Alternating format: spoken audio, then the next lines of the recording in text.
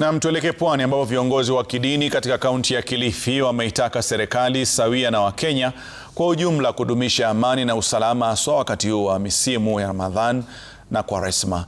Wakiongozwa na askofu wa kanisa Katoliki Malindi Willy Lago, viongozi hao kutoka dini za Kiislamu na Kikristo wamesema kuwa kuna haja ya Wakenya kuishi kwa amani. Wanasema huu ni wakati wa kuombea Kenya kutokana na misukosuko ya kisiasa ambayo inashuhudiwa.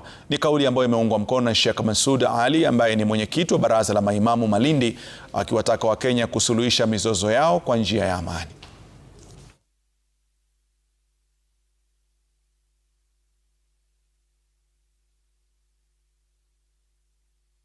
Sisi sote tunaishi ndani ya nchi hii. Kwa hivyo tusiharibu nchi kwa miadili yoyote. Tusiharibu nchi kwa msingi wa dini au kabila au lolote. Sote ni Wakenya na sote ni wana wa Mungu. Asanteni.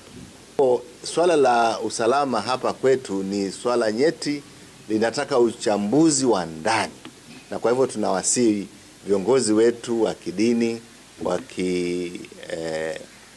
siasa na kijamii wasitenganishe jamii hizi, wajenge undugu wao na wajenge mbinu mbadala ya kutatua matatizo yao kama wanafamilia wanavyofanya. Naamini kwamba hata hawa wafugaji ni wa dini.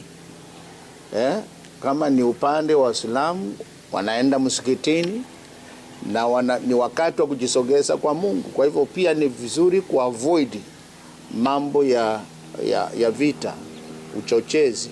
Usalama ni muhimu sana katika masuala ya dini. Na hata hawa Wakristo nao pia ambao wengi ni wakulima, nao pia ni watu wa dini. Ni vizuri kipindi hiki kudumisha amani katika njia ya kumsogelea Mungu. Na mtazamaji, tunaangazia shule moja ya msingi